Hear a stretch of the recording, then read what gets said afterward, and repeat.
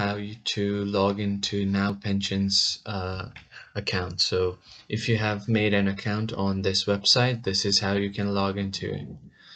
You can search for this login, and if you go to the web browser, you can see you have an option to go to the home page, and here you can tap or click on this login right here, and this will take you to the login page.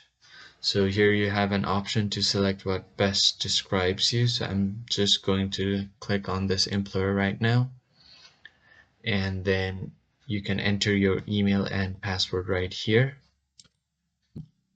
Once you enter your email, you can enter your password right here. And if you don't have an account, you can make an account by registering right here. Now, if you forgot your password, you can reset it by clicking here, and this will send you an email to reset your password.